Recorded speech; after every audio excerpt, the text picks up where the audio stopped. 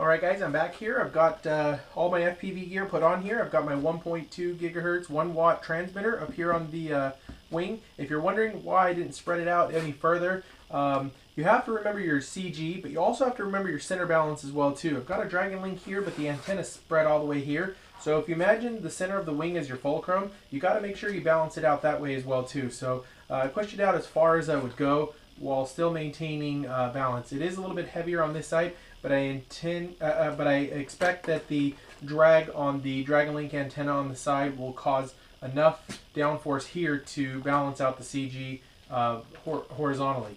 So going to the Dragon Link receiver, the great thing about the new receivers, they've got this little notch right here, the little screw type to mount your Dragon Link antennas.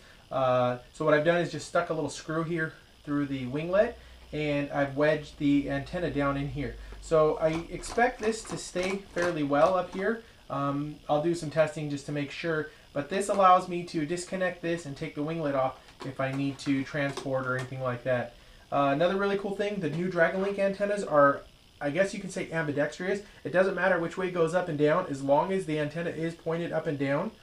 I've got a little groove right here. I stuck my antenna wire in there. I do have a little OSD module that I was able to stuff down in the bottom here. It's a tiny OSD. It's got basic information, voltage, RSSI, which is range signal strength on the Dragon Link, and speed, your GPS coordinates, just basic information that you could use while you're flying FPV. I just stuck a piece of heavy-duty packing tape down here across the bottom just to make sure, just to keep it nice and tucked away and make sure nothing comes flying out. So pretty much almost done here. The only thing left to do is install our jello, anti-jello vibration mount.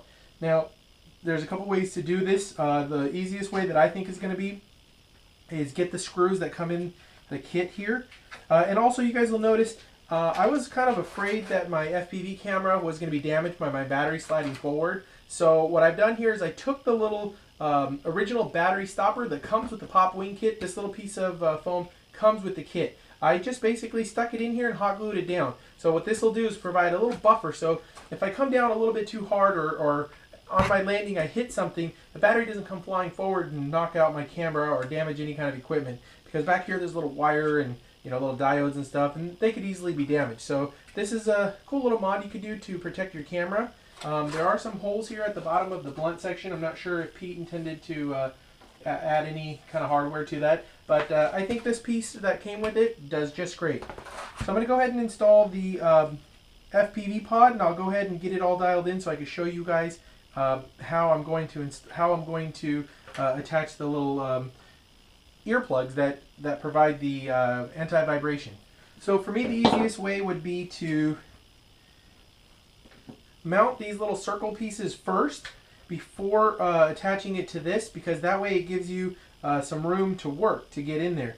So as you can see, this thing mounts down in here like so, and then you're going to attach the top part here. So what I'm going to do is just attach these little ear pieces first, and then I'll glue it into position.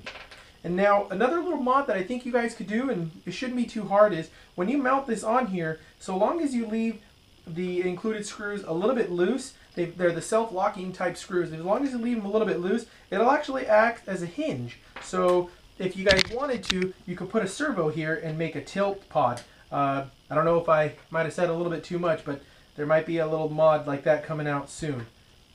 So let me get this thing kind of set down in place. I believe it's going to go like so.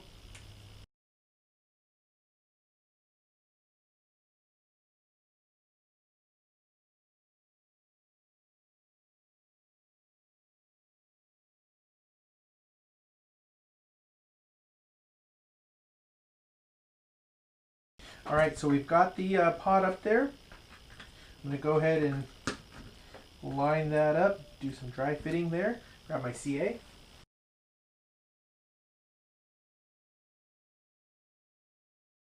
Alright, and there you go. There is your FPV camera pod.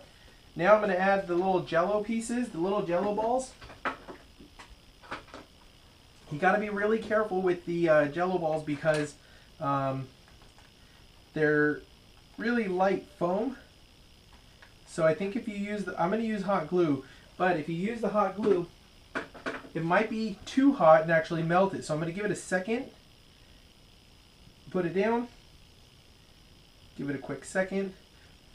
I'm actually waiting for the glue to kind of dry a little bit before I pop it on there. Alright, so now we've got the top pot on there. So this will be your anti-vibration mount. And the cool thing, I'm going to be using my Mobius camera. So let's use the Velcro like it suggested. So there you have it. There is your FPV pod. Everything's pretty much done. The only thing left to do from here is going to be taking it out and flying it. I'm going to double check my CG, make sure it's on, but I think it should be. I've actually got here a Genzace 3300 3S LiPo, which I'll be putting up here on the front. Make sure I can get it all fitted in there. 3300 is quite a bit of load on this type of airframe. But I think with the blunt section, should be able to take the weight no problem. Let's get that battery tucked in there. And just do a quick dry fit. And the CG calls for about 200 millimeters from the leading edge of the actual pop wing, which is right here. And another good way to find that CG point is basically the back of these back compartments is your CG. And just a rough fit of the CG, you can see that my plane is a little bit on the nose heavy side, which is no big deal because I can counter that with a little bit of weight, or I can try to slide this battery back just a little bit further, or maybe go with a 3000 milliamp battery. But it's pretty much right there. It's pretty spot on. And I think with the blunt section, the CG may have moved forward just a little bit, but that's something you guys will have to check. Alright guys, this concludes the build video for the FPV monkey blunt system for the pop wing.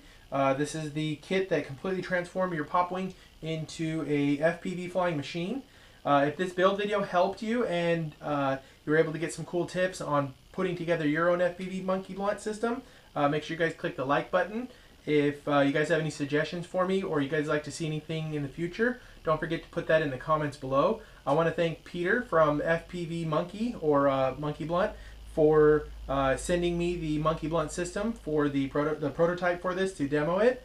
I want to thank Nitro Planes for providing me the pop wing and all the gear to run the pop wing. I do want to thank Mike over at Dragon Link for sending me the new Dragon Link receivers and the antennas. Only thing left to do now is go out and fly this thing. So I'll see you guys at the field. I'm Johnny with Team Legit. Thanks for watching. Hey guys, Johnny here. Last week I brought you guys the Monkey Blunt system for the pop wings. Today I've got mine all built up and ready to go, and we're going to do the maiden flight.